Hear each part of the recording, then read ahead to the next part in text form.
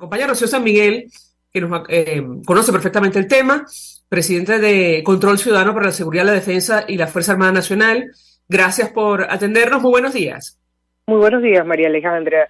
Sí, para nadie es un secreto que el ELN hace vida en nuestro país, de manera que una dimensión de ese proceso de paz que adelanta el gobierno de Gustavo Petro involucra a Venezuela, más allá de esa condición de garante que ofrece Maduro en el proceso. Es decir, esto es un asunto que impacta a los venezolanos y la presencia del ELN impacta de manera determinante al territorio nacional. Es decir, es de una enorme trascendencia este diálogo. Y la manera como se lleve respecto a sus efectos sobre Venezuela tendrá un enorme impacto. ¿Cuál es el desafío, María Alejandra? Aquí sin duda el desafío es incidir desde todos los sectores del país para que el impacto de ese proceso de paz sea positivo para los venezolanos. Es decir, con oponerse al proceso de paz no basta con criticar, hace falta hacer y elevar propuestas muy concretas ante ese proceso de paz que se está adelantando entre el ELN y Colombia. Yo diría que aquí hay aspectos centrales como la definición de reglas claras de enfrentamientos para la Fuerza Armada Nacional contra guerrilleros del ELN que operan en nuestro territorio. Bien, hay un proceso de paz, Maduro apoya este proceso de paz, pero la Fuerza Armada Nacional tiene que tener reglas claras para todo pie de fuerza del ELN que se encuentra en territorio nacional delinquiendo en el país. No puede seguir haciéndose la vista gorda los militares venezolanos frente a la actuación del ELN en nuestro territorio. Porque además es un asunto muy complicado para la Fuerza Armada actuar contra el ELN porque oficiales pierden la carrera, se meten en problemas contra autoridades políticas y por eso se precisan reglas absolutamente claras para la Fuerza Armada Nacional respecto a la presencia del ELN en Venezuela. Yo diría que otro aspecto importantísimo es definir el estatus jurídico de los venezolanos que integran este pie de fuerza de una guerrilla que ya es binacional. Es decir, una guerrilla que está conformada por colombianos, pero también tiene entre sus filas a venezolanos. ¿Cuál es ese estatus jurídico al término de la negociación? Hay aspectos que tienen que resolverse y no han sido ni siquiera mencionados. ¿Es que acaso su desmovilización va a ser en Venezuela una vez que se arribe al acuerdo de paz? ¿Quién representa a estos venezolanos en la negociación? Por ejemplo, ¿cómo queda el estatus jurídico frente a la ley venezolana cuando el proceso está sometido a la ley colombiana?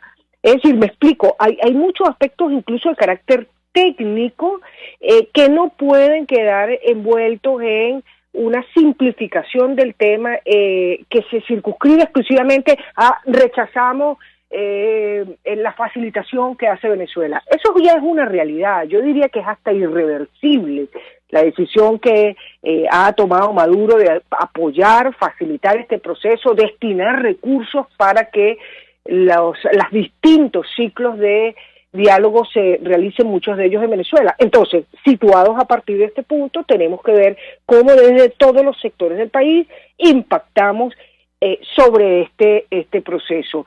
Además, yo creo que es importante el monitoreo del proceso de dejación de armas y desmovilización de combatientes. Esto obligatoriamente tiene que extenderse en su seguimiento a los efectos que tenga en Venezuela, para evitar que los disidentes y desertores de ese proceso, como lo hubo en el proceso de paz con la FARC en el 2016, que terminaron en Venezuela, fue justamente para evitar que esos disidentes y desertores encuentren en Venezuela el espacio para la continuidad de sus actividades, como ha ocurrido con la segunda Marquetalia.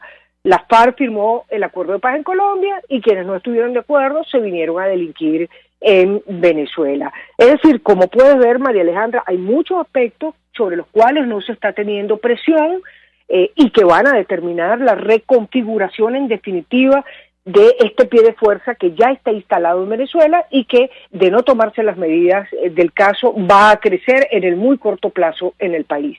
María Alejandra. Le pregunto porque ciertamente cuando Ingrid Betancourt es candidata presidencial del Partido Verde Oxígeno pide, entre otras cosas, garantías de que el gobierno de Venezuela, como anfitrión, va a dejar de dar amparo a organizaciones guerrilleras y delictivas en nuestro país, es un tema que no está en discusión. Y yo le pedí un comentario. El informe de la Misión de Determinación de Hechos del Arco Minero es durísimo a Sí, leer. De hecho, en su momento, allí en el punto 196, por ejemplo, dice, según las investigaciones de la misión, parece existir una forma habitual de colaboración entre la Fuerza Armada y los grupos ilegales consistente en el intercambio de oro a cambio de armamento. Por ejemplo, un hombre que trabajó en las minas aseguró a la misión que desde hace más de 10 años siempre ha habido comisiones del gobierno que llegaban a las minas. Según dicho testigo, los servicios de seguridad del Estado proporcionaban armas y municiones a los grupos criminales que controlaban las minas a cambio de oro. Esto no está en discusión en el marco de estos diálogos de paz en Venezuela. ¿Qué puede decirnos? La escuchamos. es correcto, es un punto muy importante que pone sobre la mesa digamos, la gravedad de los hechos que cometen estos efectivos del ELN, no solo en el marco del conflicto en Colombia que han cometido, sino que están cometiendo en territorio venezolano, muchos de ellos asociados a los graves delitos que se están dando en el arco minero del Orinoco. Y esto, fíjate, esto es un punto tan importante que convoca a un aspecto nuevamente técnico, la determinación clara y precisa del estatus legal de los negociadores del ELN respecto a graves delitos que hayan podido cometer de acuerdo al Estatuto de Roma cuando ellos vienen a Venezuela y ingresan al territorio nacional. Te pongo, por ejemplo, cada vez que se inician las rondas de negociaciones entre el gobierno de Petro y los guerrilleros del ELN, Colombia suspende la captura y extradición de los integrantes de la guerrilla del ELN para que puedan ejercer como representantes del grupo armado en la mesa de negociación. Bueno, Venezuela, en armonía con el Estatuto de Roma, debería de hacer lo propio para albergarlos en su territorio, porque fíjate qué sucede. Hay cadenas de mando dentro del ELN que obligan a los superiores a evitar la comisión de crímenes previstos en el estatuto, y esas cadenas de mando del ELN no están ejerciendo la función de impedir que sus subalternos cometan estos delitos en Venezuela, delitos de lesa humanidad y delitos de graves violaciones a los derechos humanos. Entonces, ¿qué está sucediendo? Muchas de estas cadenas de mando y por supuesto los perpetradores que están cometiendo graves delitos en espacio venezolano como el arco minero, quedan además no solo expuestos frente a la ley venezolana, sino también quedan dentro del margen de delitos previstos en el Estatuto de Roma. Esto supone, por ejemplo, que cualquier país miembro del Estatuto pudiera pedir la extradición de estos sujetos una vez que tocan el territorio nacional. O sea, esos detalles se están olvidando, y además esa diligencia debida sería muy importante para recordarle al Estado venezolano sus obligaciones con el Estatuto de Roma. Es decir, no pasarse por alto que esta gente entra y sale al territorio nacional cuando son, de acuerdo al Estatuto de Roma, perpetradores de graves crímenes, y me refiero incluso a las cadenas de mando. Entonces, aquí hay que hacer un trabajo muy pulido, muy minucioso, que va más allá de reclamar la facilitación del gobierno venezolano al proceso de paz o de insistir en que en Venezuela hay presencia del ELN. Todo eso lo sabemos. ¿Cómo vamos a abordar los aspectos técnicos que esto reviste? Una realidad que, repito, es ya irreversible, el que el Estado venezolano facilite este proceso de paz.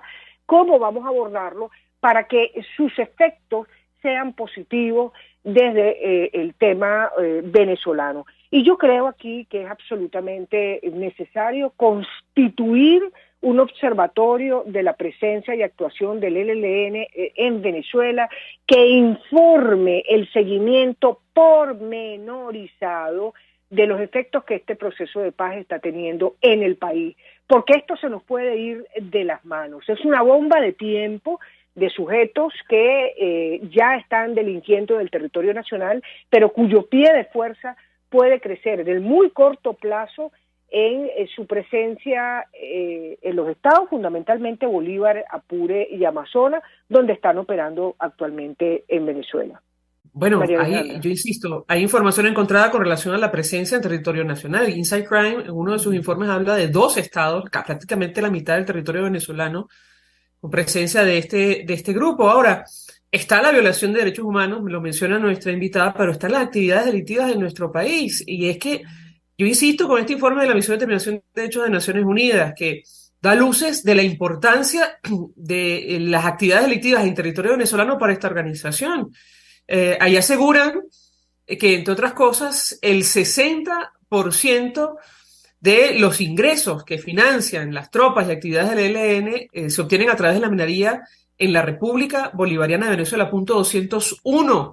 Ellos, en teoría, están involucrados con la extracción de oro, coltán, y la pregunta que yo le haría en esta mitad, evidentemente, es retórica, porque no forma parte de la negociación. Es que este grupo se compromete a dejar todo eso, alcanza un acuerdo de paz con el gobierno colombiano. ¿Qué puede decirnos? La escuchamos. Sí, sin duda, para la perpetración de estos graves crímenes tiene que haber connivencia del Estado, de funcionarios del Estado que facilitan la comisión de estos graves delitos. Es decir, esta presencia es notada por funcionarios militares y en algunos casos, lamentablemente, hay cooperación en la perpetración de estos delitos.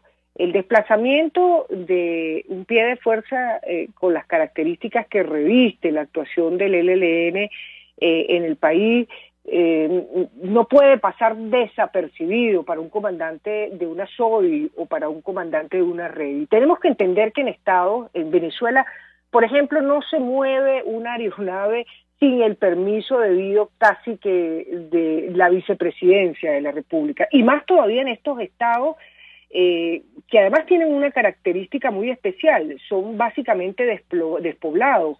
Entonces cualquier cosa que se mueve allí es inmediatamente notada. Entonces, ¿cómo es posible que la dimensión de la actividad económica ilegal que está realizando este pie de fuerza en estos estados pues no se denuncie, no se combata y no se impida?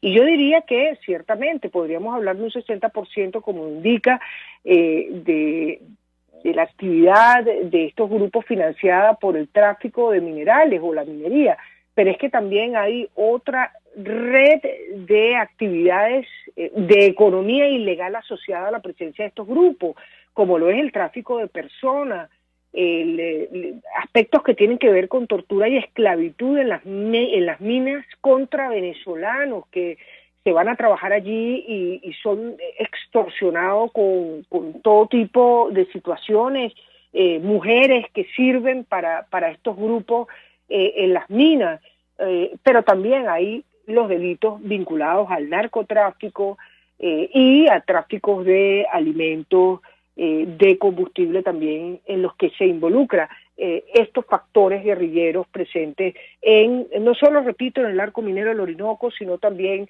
en muchos de los espacios del estado Apure y Amazonas. Fíjate, por ejemplo, muchas preguntas quedan al aire respecto a la situación que la semana pasada se presentó en Alorza, en el municipio Rómulo Gallegos del estado Apure, con el ganadero Santos Torrealba, que denunció públicamente la presencia de más de 250 efectivos del ELN en el hato. Apareció la Fuerza Armada Nacional y no sabemos en este momento qué ha pasado con el ganadero. A él en las imágenes aparece trasladándosele por parte de la Infantería de Marina en lanchas de la Armada, pero no sabemos nada. Luego un desmentido por parte del comandante del CEOFAN, Domingo Antonio Hernández Lares, general en jefe, que dice es falsa, amarillista la denuncia.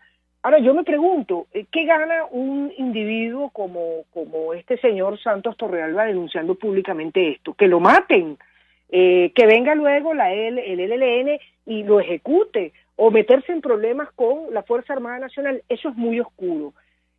Todo apunta a que esto efectivamente ocurrió, y que se le pide se silencie la denuncia porque ya era inminente la presencia de los negociadores del ELN en Caracas. Es decir, la Fuerza Armada y el Estado venezolano no puede silenciar permanentemente esta presencia que todos los venezolanos sabemos existe en grandes espacios territoriales de Venezuela. María Alejandra. Bueno, si las denuncias que figuran en distintos informes, incluyendo el reciente documento de la Misión de Determinación de Hechos, son ciertas, ¿en qué situación nos deja? Recordar simplemente, aunque no se cumple, que según nuestra Constitución, la Fuerza Armada tiene la obligación de garantizar la independencia y la soberanía de la nación, asegurar la integridad del territorio geográfico, mediante la defensa militar, la cooperación, el mantenimiento del orden interno. ¿Qué puede decirnos Rocío San Miguel? La escuchamos. Sí, lo que refieres al tema de lo que ya ha señalado la Misión Internacional de Determinación de los Hechos respecto a la presencia del ELN en Venezuela, es muy significativo y es muy importante. En el informe claramente señala y data esta presencia desde el año 2018, es decir, ha habido suficiente tiempo para que esta presencia se consolide, repito, establezca cadenas de mando, establezca Perdón, patrones. perdón, el informe habla del año 1970. Es decir, muchos años de esta organización guerrillera en nuestro país. Adelante, que la interrumpí. Sí, bueno, estaba en concreto señalando el punto 90 del informe, que la misión señala expresamente que ha recibido información de que el Ejército de Liberación Nacional ha tenido presencia desde esa época, ¿no? Desde la que señalaba. Pero allí tenemos que situarnos en el tiempo y la permanencia que ha estado en este territorio, concretamente en el Estado Bolívar. Ahora bien, por supuesto que desde mucho antes en otros estados del país y por supuesto en el estado Apure. Y durante todo este tiempo ha tenido además un modelo de actuación muy similar al que ha desarrollado en Colombia, cadenas de mando, tipos de delito. Es decir, los modelos se reeditan para la perpetración de crímenes atroces, hacen inclusive mecanismos de castigos corporales, en palizas públicas, el modelo de trágico, terrible, repugnante de amputaciones y por supuesto de asesinato contra quienes no se someten a la línea de esta guerrilla. Esto está ocurriendo, esto ha ocurrido y continúa ocurriendo en espacios como los del Arco Minero del Orinoco y dan cuenta de un patrón que ya se conoce de crímenes cometidos en Colombia por parte de estos grupos y no puede, repito, hacerse la vista gorda el Estado venezolano frente a este punto. De allí la propuesta muy clara de que este reinicio del diálogo de paz entre el ELN y el gobierno, la facilitación de Venezuela, pero también la dimensión que este proceso tiene sobre el territorio venezolano, sobre los venezolanos, obliga sin duda alguna a la constitución de un observatorio de la presencia y actuación del ELN en Venezuela para que seamos posible que tengamos garantías los venezolanos de que el apoyo a este proceso no signifique el agravamiento de la criminalidad de estos grupos en el territorio nacional. María Alejandra. ¿Cómo interpreta usted el silencio de la Fuerza Armada Nacional? No hemos escuchado a ningún representante desmentir o criticar los detalles que aparecen en el informe de la Misión de Determinación de los Hechos de Naciones Unidas sobre el Arco Minero y otros asuntos. ¿Qué puede decirnos? Sí, ahí hay una realidad, María Alejandra. Cualquier efectivo de la Fuerza Armada Nacional que públicamente señale la aquiescencia del Estado, esto es la permisividad del Estado frente a lo que está ocurriendo. Cualquier efectivo de la Fuerza Armada Nacional que denuncie la presencia del ELN en territorio nacional, cualquier efectivo de la Fuerza Armada Nacional que aprecie a este grupo, se puede meter en problemas, como ha ocurrido en el pasado. Entonces, ¿qué sucede en la realidad? Bueno, lo que sucede en la realidad es que tenemos brazos cruzados de la Fuerza Armada Nacional frente a estos grupos. Tenemos una consecuente forma de invisibilizar esta presencia por parte del Cuerpo de Seguridad del Estado, pero también de la Fuerza Armada Nacional, de la presencia del ELN en Venezuela. Vemos cómo se acude a todo tipo de eufemismos para llamar a la guerrilla en Venezuela. De allí el uso del acrónimo TANCOL, terroristas armados narcotraficantes colombianos, que es una manera de evitar llamarlos por su nombre, guerrilleros del ELN o guerrilleros de las disidencias de la FARC. Bueno, ¿por qué? Porque hay afinidades ideológicas del gobierno venezolano con estas guerrillas. Eso quedó constatado ya muy tempranamente desde la llegada de Chávez al poder. Y entonces estos eufemismos evitan mencionar las cosas por su nombre. Pero esto en el terreno comporta serios problemas para la Fuerza Armada Nacional. Y esos son aspectos que tienen que abordarse. Porque el hacerse la vista gorda, el mirar para otro lado, significa simplemente que este pie de fuerza va a continuar creciendo en el país, va a continuar delinquiendo en el país y va a continuar perpetrando crímenes atroces en aquellos sitios que ellos determinan son fuentes enormes de recursos para sus actividades ilícitas. Yo creo que los militares que claramente que están destinados a los estados Apure, Bolívar y Amazonas saben perfectamente dónde se mueven y dónde se localizan estos individuos, inclusive las zonas de repliegue, de manera que aquí lo que hay que es abordar la complejidad de una realidad en la que encontramos toda una variante de situaciones, militares que colaboran con el ELN, militares que se hacen los locos respecto a la presencia del ELN porque se meten en problemas si lo denuncian, y esto pues tiene que abordarse con propuestas concretas que puedan transformar esta realidad conflictiva y gravosa para los venezolanos en situaciones positivas que resulten en definitiva de, repito, este inexorable proceso de paz que se adelanta por parte de Gustavo Petro contra el ELN, esta inexorable situación del apoyo de Maduro a este proceso, la facilitación del territorio venezolano para que se lleven las conversaciones y evitar que sigan generando efectos perversos sobre la realidad nacional. ¿Cómo cambiamos y transformamos esta situación actual? Sin duda con propuestas concretas y no anclándonos en el lugar común de señalar el ELN está en Venezuela, el ELN puede crecer. No, con propuestas concretas, elevadas a los negociadores noruegos, elevados a la comunidad internacional, elevados a Naciones Unidas. ¿Para qué? Para el proceso de monitoreo de esta dejación de armas, de esta desmovilización en territorio nacional para evitar que estos individuos crezcan en los estados o los países fronterizos mientras se adelanta un proceso de paz en Colombia. María Alejandra. Profesor Miguel, un millón de gracias por atendernos, acompañarnos la mañana de hoy.